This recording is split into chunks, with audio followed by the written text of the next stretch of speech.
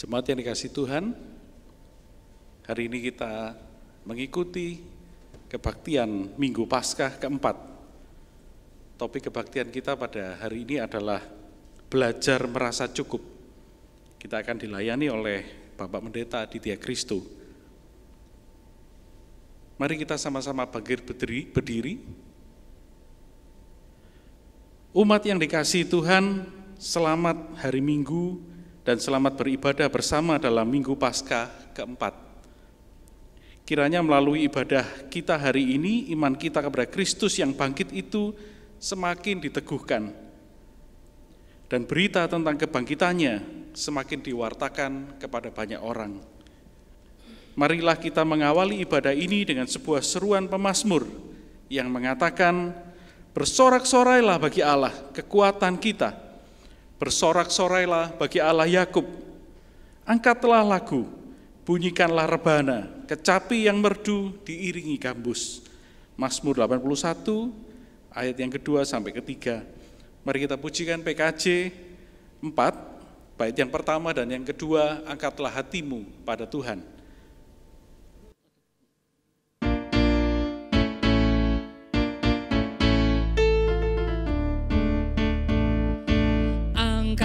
Hatimu pada Tuhan, bunyikan kecapi dan menari.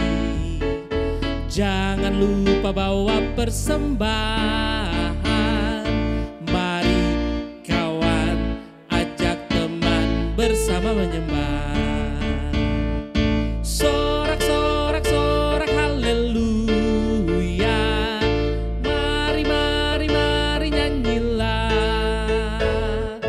Pujilah Tuhan yang Maha Kudus. Mari kawan, ajak teman, bernyanyilah terus.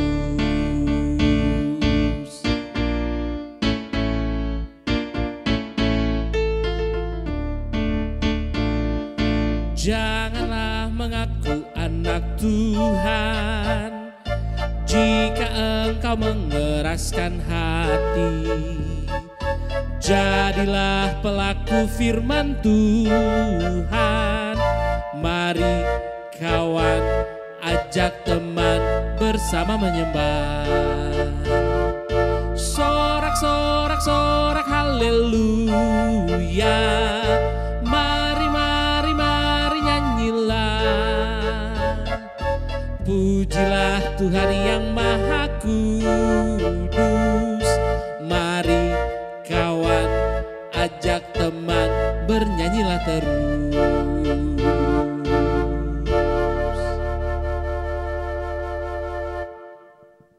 Jemaat kekasih Tuhan, mari bersama kita masuk ibadah ini dengan mengaku bahwa pertolongan kita adalah dalam nama Allah Tritunggal, Bapa, Putra, dan Roh Kudus yang kasih setianya terus menaungi kita buatan tangannya.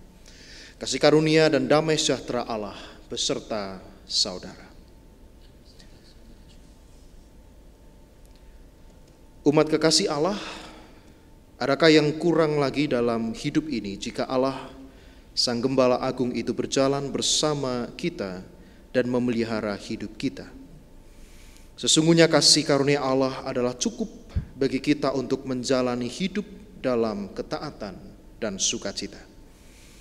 Akan tetapi, betapa seringnya kita melupakan kecukupan kasih karunia Allah itu dan memalingkan hati kita pada kelimpahan yang dijanjikan oleh dunia ini.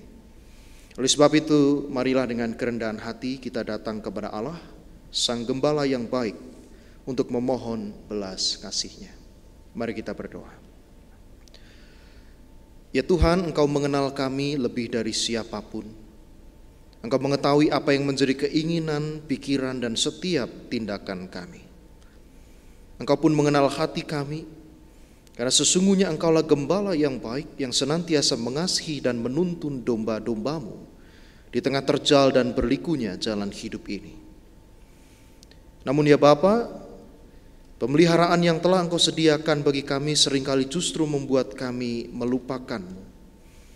Kami seringkali menuntut agar Engkau mengabulkan setiap keinginan kami. Dan tatkala keinginan itu tidak terkabul, seringkali pula kami memberontak kepadamu.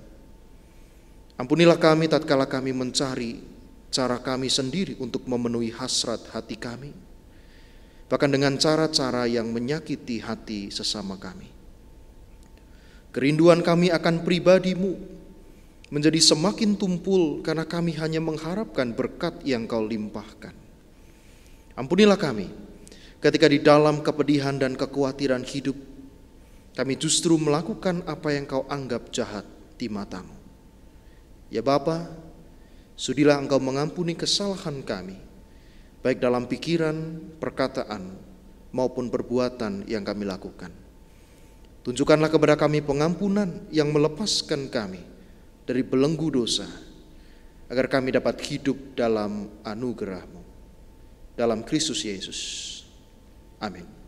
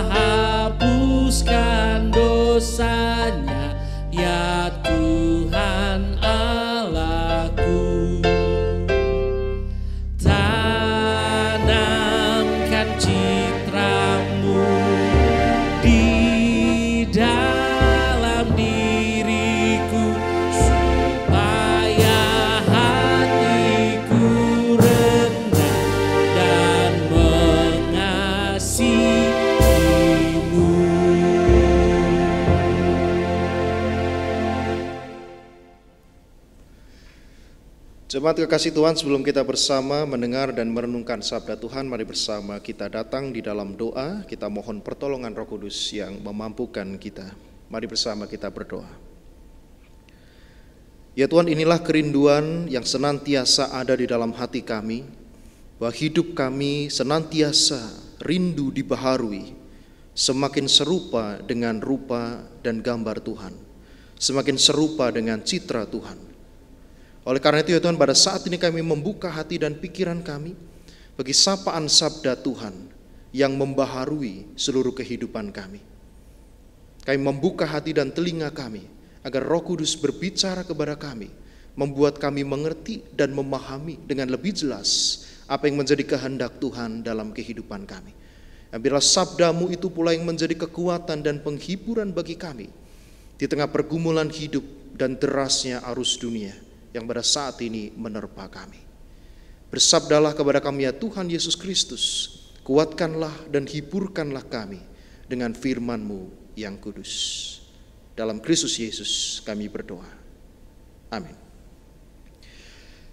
Jemaat Tuhan, inilah Injil Tuhan Yesus Kristus menurut Yohanes pasal 10 ayat yang pertama hingga ayat yang ke-10.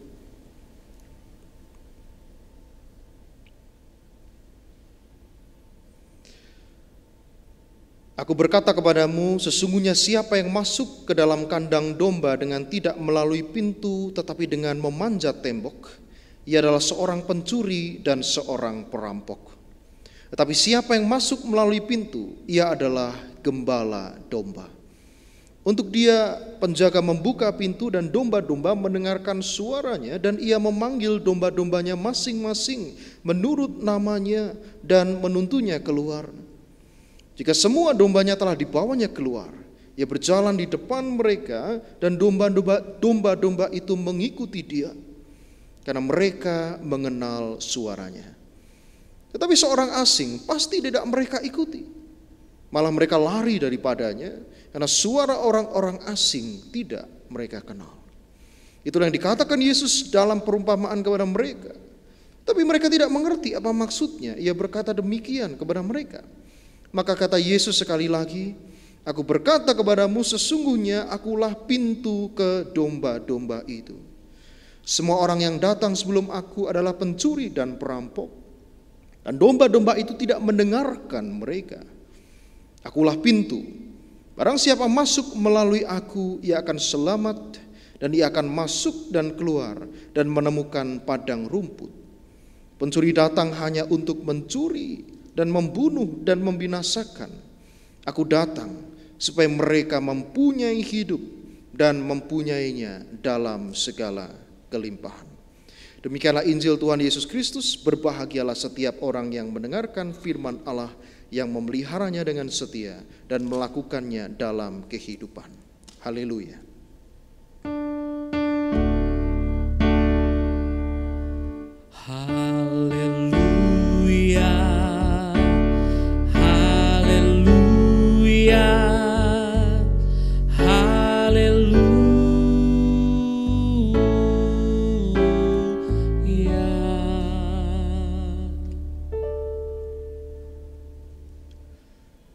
Saudara dikasihi Tuhan Yesus Kristus, tema kita hari ini berbicara tentang merasa cukup. Tetapi bacaan kita dari Yohanes pasal 10 ayat yang ke-10 tadi justru berbicara tentang kelimpahan. Jadi kalau Anda memperhatikan secara khusus ayat yang ke-10 tadi, ada kesan bahwa keduanya antara tema kita dengan pesan yang ada dalam ayat 10 seolah-olah saling bertentangan satu dengan yang lain. Tapi saudara, kita mesti pahami dulu apa maksud kata kelimpahan di sana. Saudara, kok ayat 10 dari Yohanes pasal 10 di dalam versi bahasa Inggris, Anda bisa melihat di dalam terjemahan NIV berbunyi demikian. The thief comes only to steal and kill and destroy. I have come that they may have life and have it to the full. Nah, saudara perhatikan kalimat terakhirnya, Yohanes pasal 10 ayat 10 dalam versi NIV. Kalimat terakhirnya mengatakan have it to the full.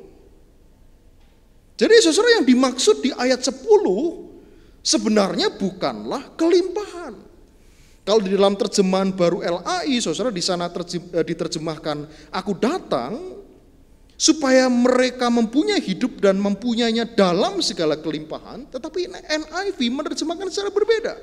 I have come that they may have life and have it to the full. Jadi saudara, yang dimaksud di ayat 10 sebetulnya bukanlah kelimpahan, tetapi terjemahan yang lebih tepat adalah hidup yang penuh. Itu artinya, saudara.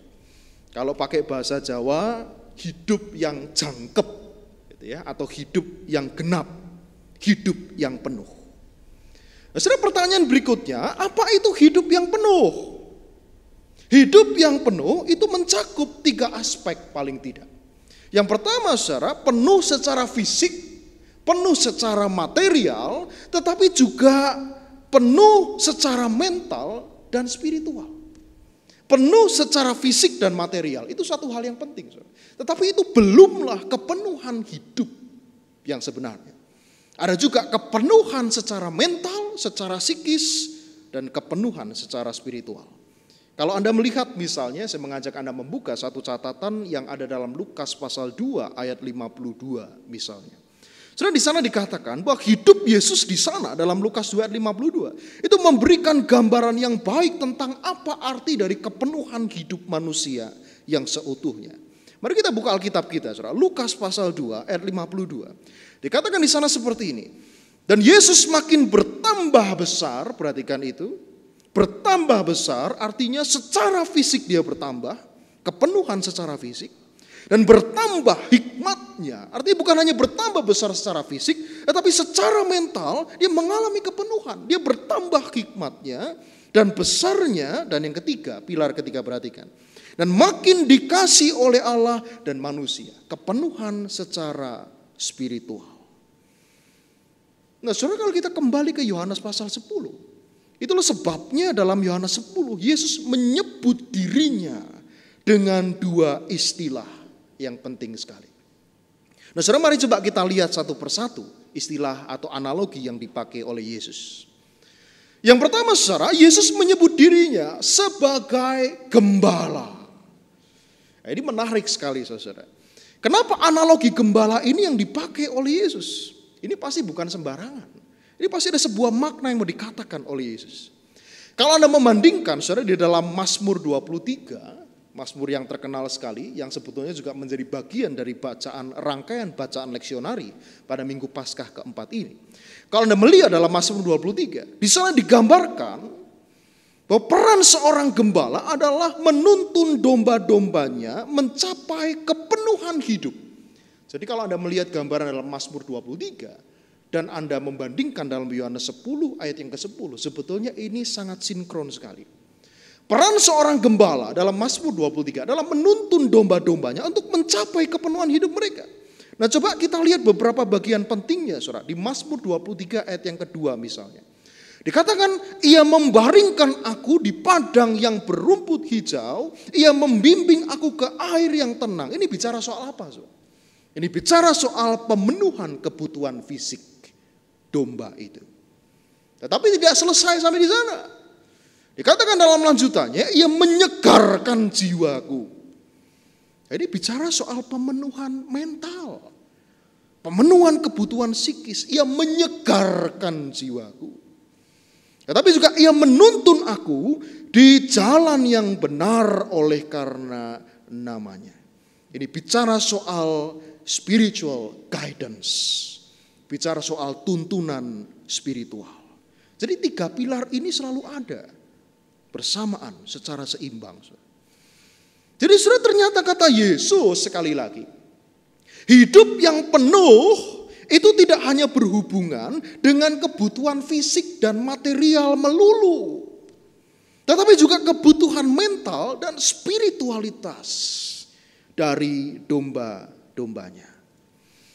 Itu sebabnya Anda kalau melihat misalnya di dalam salah satu perumpamaan yang menarik sekali, saudara, di Lukas pasal 15, ini adalah perumpamaan yang menjadi bagian dari trilogi perumpamaan Yesus tentang yang hilang itu.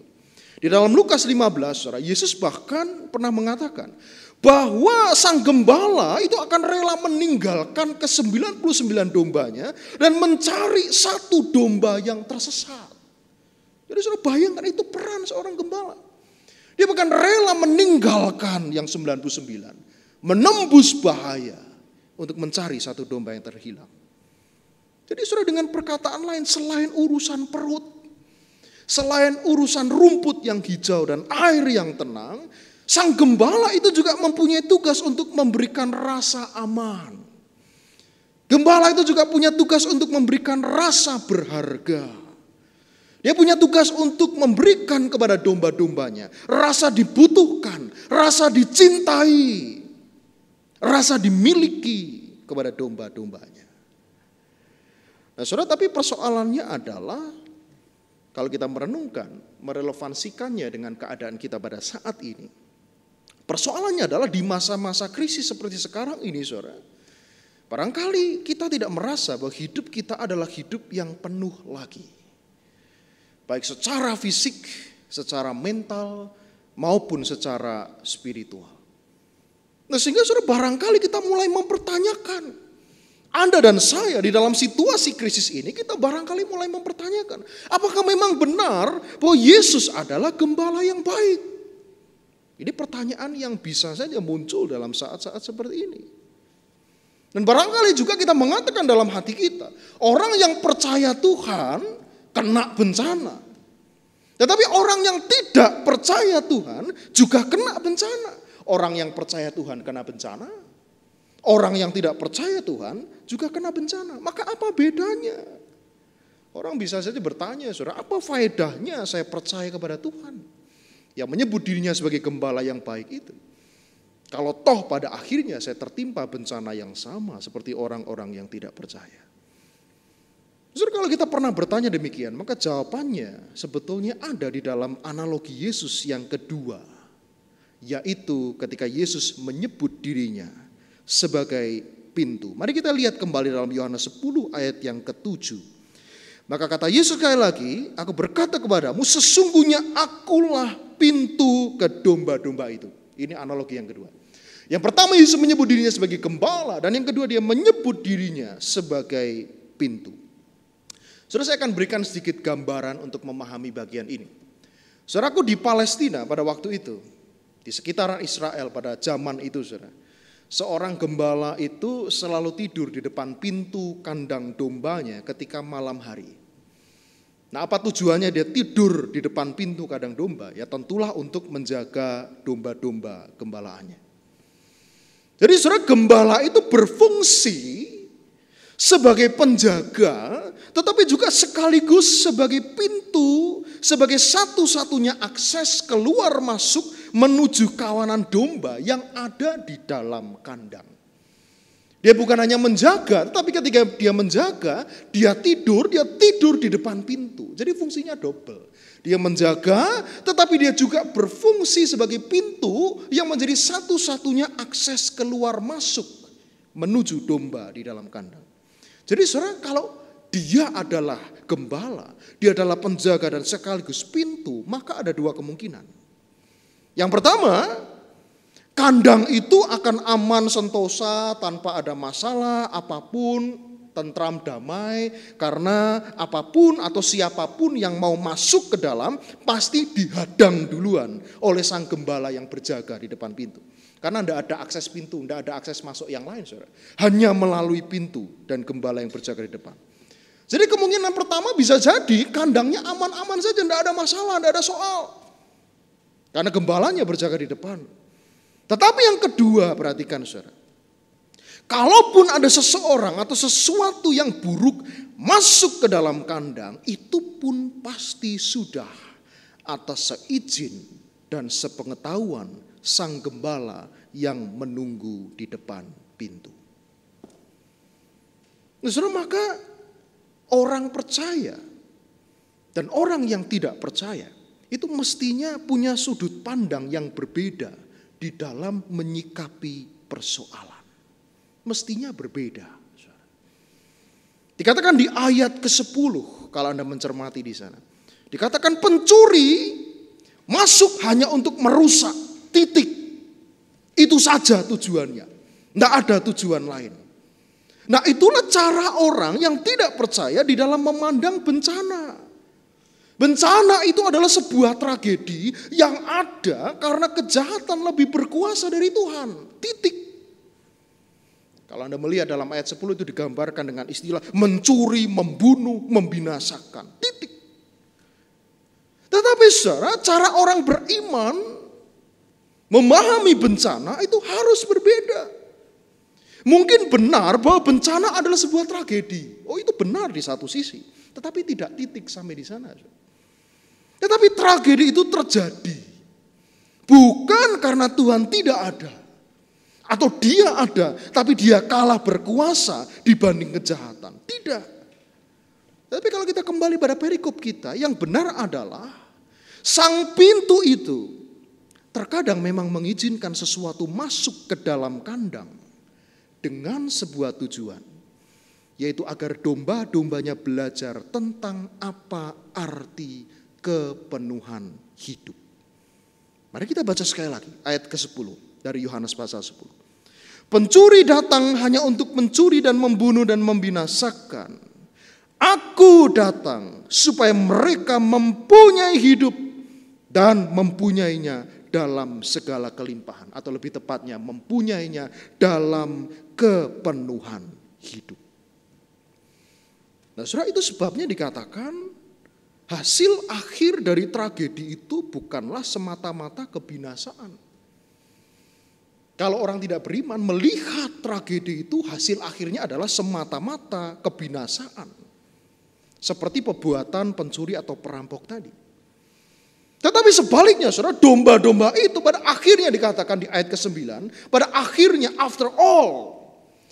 Pada akhirnya mereka akan selamat. Ayat 9 mengatakan. Mereka akan menemukan penghiburan. Yang di sana digambarkan melalui padang rumput di ayat ke-9. Dan mereka akan mendapatkan kepenuhan hidup mereka. Dikatakan di ayat 10. Ini tujuan akhirnya. Nah, Bapak Ibu Saudaraku, kemarin saya membaca artikel yang mengatakan bahwa, ini artikel menarik sekali. Artikel ini mengatakan bahwa angka perceraian di Wuhan, saudara, katanya ini justru melonjak setelah lockdown di sana berakhir atau selesai. Jadi sebenarnya rada aneh juga, saudara. Sebelum pandemi tidak pernah ada persoalan, tapi setelah berhasil melewati masa sulit bersama-sama, malah mereka bercerai. Kita boleh tertawa mendengar fakta ini, saudara. Tapi jangan-jangan kita di sini juga sama. Waktu kita bersama dengan orang-orang terdekat selama ini, saudara, jangan-jangan juga tidak pernah kita gunakan untuk membereskan dan mendamaikan urusan-urusan yang belum tuntas di masa lalu. Saya membayangkan barangkali itu yang terjadi. Ketika orang semakin intens, semakin ketemu bersama, saudara, orang bukan semakin bisa rukun, bukan semakin bisa bersatu, tapi semakin ketemu intens setiap hari, malah orang semakin bercerai, berkonflik besar yang tiada ujungnya. Nah, karena jangan-jangan waktu kita bersama dengan mereka tidak pernah kita gunakan untuk membereskan, mendamaikan urusan-urusan yang belum tuntas di masa lalu. Itu sebabnya firman Tuhan hari ini mengajak kita untuk memaknai bahwa masa-masa sulit itu seharusnya bisa menjadi alat yang baik bagi kita untuk menemukan kepenuhan hidup yang sebenarnya. Justru seperti itu. Masa-masa sulit diizinkan Tuhan hadir dalam hidup kita supaya kita bisa bergerak menuju menemukan kepenuhan hidup kita yang sebenarnya. Tapi anehnya ya malah itu tadi, malah kebalikannya. Semakin sibuk sendiri-sendiri, situasinya malah semakin tenang. Tetapi begitu semakin banyak waktu berinteraksi, malah semakin ribut, semakin tercerai-berai satu dengan yang lain. Nah, saudara, kalau situasinya sudah seperti ini, pertanyaannya adalah apakah tragedinya yang salah? Apakah pandeminya yang salah sehingga orang-orang bercerai? Apakah Tuhan yang salah karena mengizinkan tragedi itu ada? Saudara, saya punya sebuah ilustrasi yang paling sederhana seperti ini. Kalau seorang perampok, satu kali seorang perampok katakanlah membobol rumah Anda, lalu ia mengambil perhiasan berharga milik Anda. Nah, Anda pada saat itu bisa mengatakan mungkin perampoknya yang salah. Tetapi saudara, kalau karena hilangnya barang berharga itu, kemudian suami istri saling menyalahkan, lalu saling menyakiti, lalu bercerai karena persoalan itu pasti bukan salah perampoknya kan? Anda tidak bisa menyalahkan perampoknya lagi karena Anda bercerai. Tetapi jangan-jangan mereka bercerai karena mereka gagal menemukan sebuah pesan penting dari Allah bahwa pernikahan itu jauh lebih berharga ketimbang perhiasan. Jadi saudaraku, bukan pandeminya yang bikin cerai, melainkan hidup pernikahannya dan hidup keluarganya lah yang jangan-jangan sudah tidak penuh lagi. Bahkan jauh sebelum pandemi itu ada. Saudara. Maka mari kita kembali pada pesan firman Tuhan hari ini. Masa bencana itu bukanlah masa yang mudah. Itu betul dan itu harus diakui. Anda dan saya harus memutar otak lebih keras supaya dapur kita tetap ngebul. Oh itu betul. Saudara. Kita harus bekerja 3 kali lipat lebih keras agar usaha kita tetap berjalan dan pundi-pundi tetap terkumpul. Itu benar. Tapi saudara jangan lupakan satu hal. Bahwa Sang Gembala kita mengizinkan bencana itu terjadi agar kita bisa memahami dengan lebih utuh apa itu fullness of life. Apa itu kepenuhan hidup.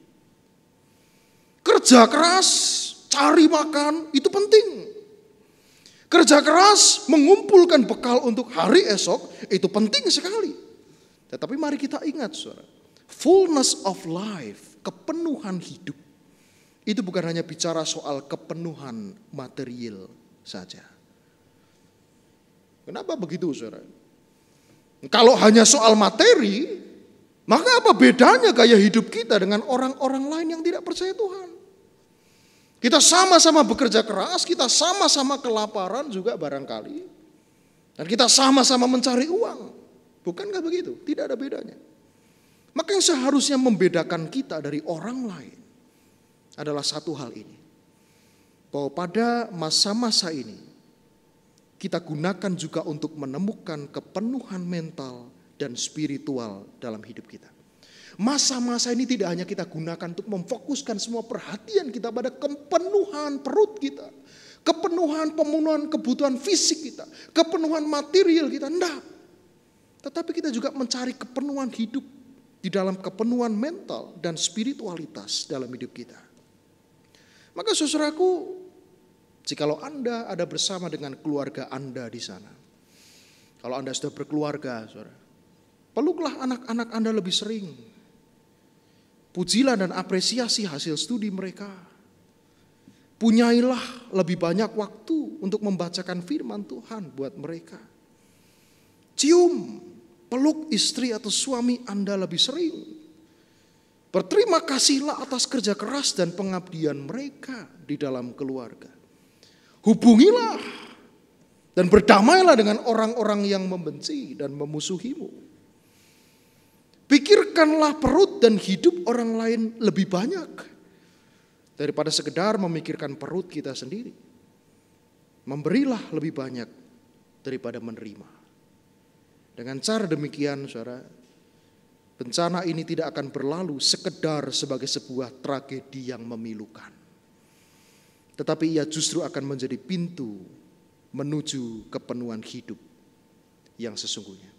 Saudaraku, selamat terus mencari dan merefleksikan apa makna kepenuhan hidup yang sesungguhnya di dalam Tuhan. Tuhan Sang Gembala Agung menguatkan kita. Amin.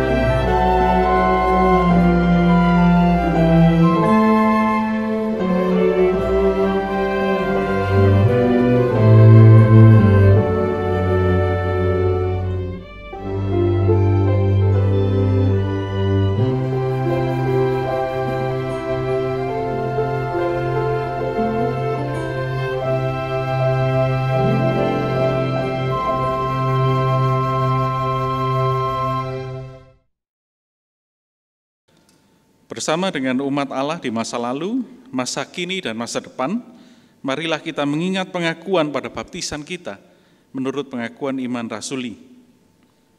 Aku percaya kepada Allah, Bapa yang Maha Kuasa, Khalik langit dan bumi, dan kepada Yesus Kristus, anaknya yang tunggal, Tuhan kita, yang dikandung dari Roh Kudus, lahir dari anak darah Maria, yang menderita sengsara di bawah pemerintahan Pontius Pilatus, disalibkan, mati, dan dikuburkan, turun ke dalam kerajaan maut.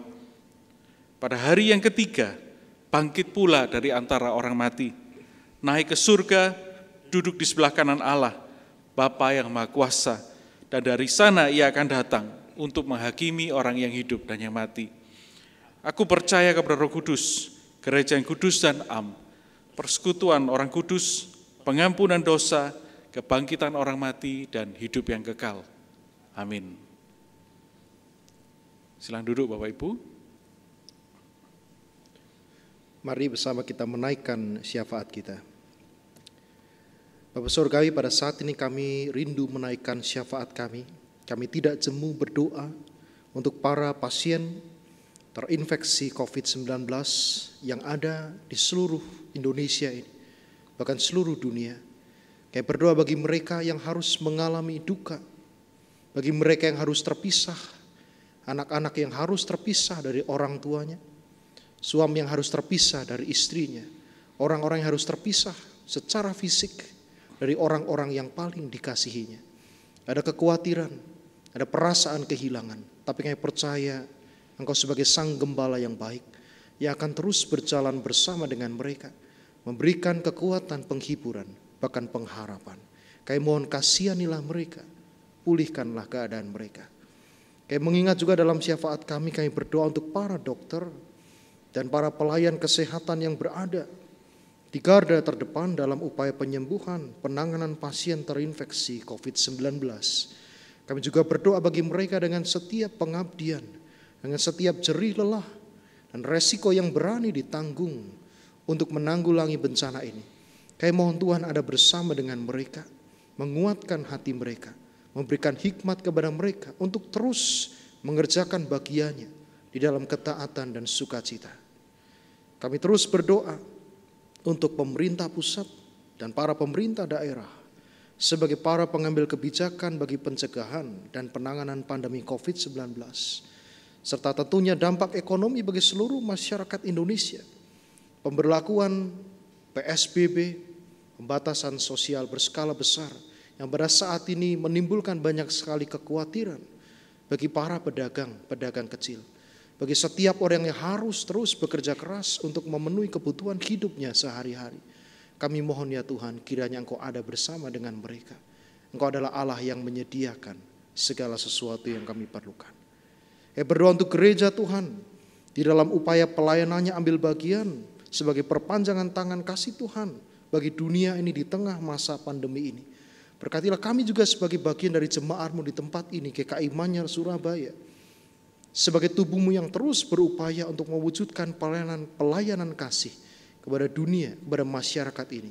Kami mohon Tuhan juga beserta dengan kami. Inilah segala doa dan permohonan kami ya Tuhan Yesus Kristus. Kami menaikkan dalam satu nama Tuhan Yesus Kristus yang telah mengajarkan kepada kami berdoa. Bapa kami yang di surga, dikuduskanlah nama-Mu, datanglah kerajaan-Mu, jadilah kehendak-Mu di bumi seperti di surga. Berikanlah kami pada hari ini makanan kami yang secukupnya, dan ampunilah kami akan kesalahan kami, seperti kami juga mengampuni orang yang bersalah kepada kami. Dan janganlah membawa kami ke dalam pencobaan, tetapi lepaskanlah kami daripada yang jahat. Karena Engkau yang mempunyai kerajaan dan kuasa dan kemuliaan sampai selama-lamanya. Amin. Jemaat yang terkasih, saatnya kita memberikan persembahan. Umat Tuhan, hati yang mengalami kasih karunia, rindu untuk bersyukur kepada Allah atas kemurahannya.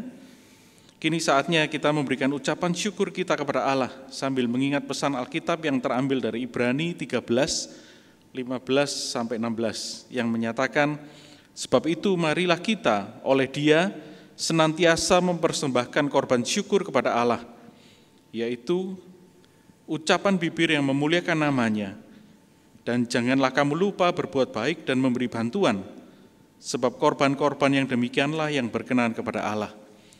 Jemaat dapat memberikan persembahan melalui transfer ke rekening Bank GKI Manyar yang tertera di layar, atau juga dengan pemindaian QR Code GKI Manyar. Jemaat juga dapat mengumpulkan persembahan dalam amplop dan dibawa pada saat kita semua sudah dapat beribadah di gedung gereja. Kita akan bawakan persembahan dengan sambil memuji dari PKJ 147, Di Sini Aku Bawa.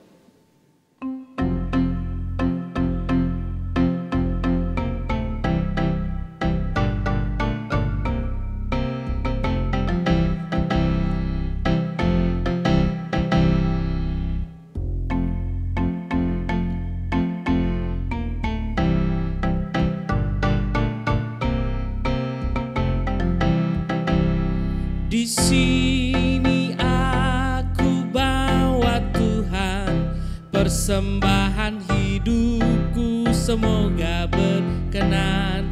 Berapalah nilainya Tuhan dibandingkan berkat-Mu yang telah Kau limpahkan.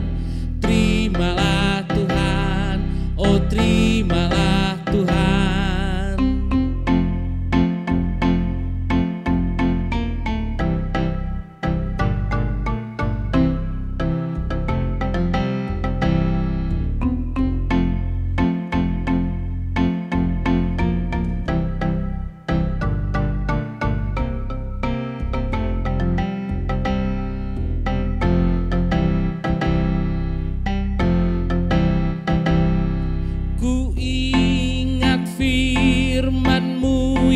Tuhan yang mengajarkan kami mengingat yang kecil.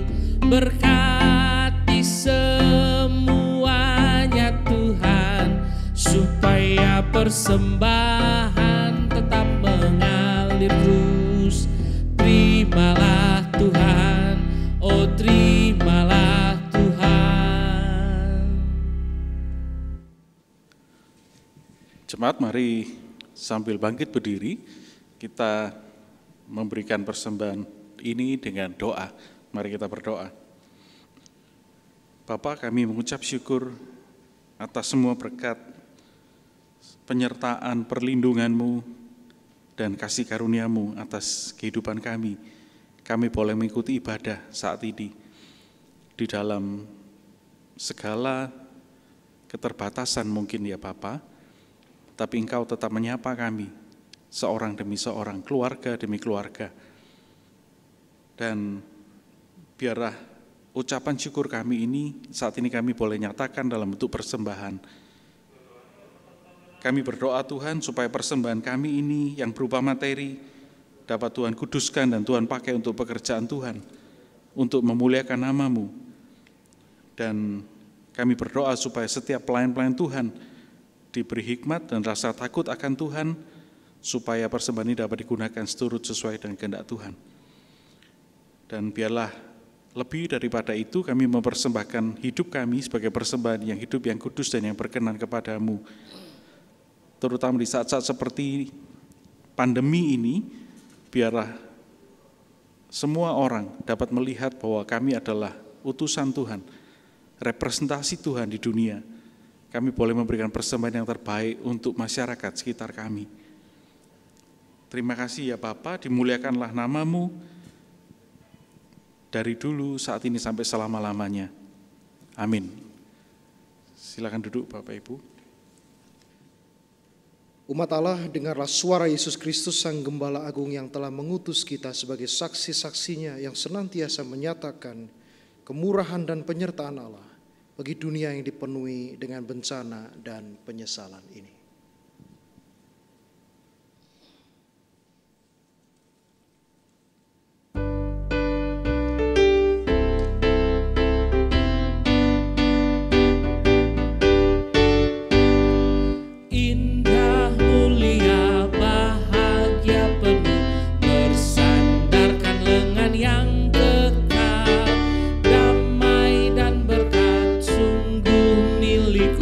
Bersandarkan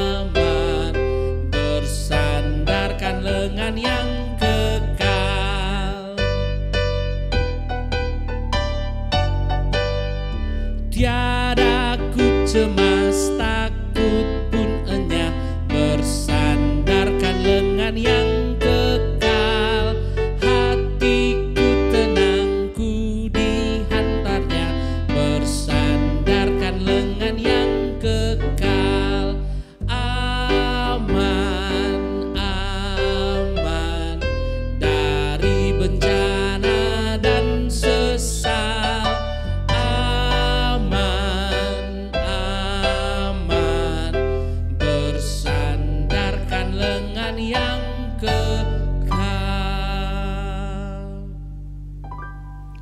Terimalah berkat Tuhan. Tuhanlah penjagamu, Tuhanlah naunganmu di sebelah tangan kananmu. Matahari tidak menyakiti engkau pada waktu siang atau bulan pada waktu malam. Tuhan akan menjaga engkau terhadap segala kecelakaan. Ia akan menjaga nyawamu. Tuhan akan menjaga keluar masukmu dari sekarang sampai selama-lamanya. Amin.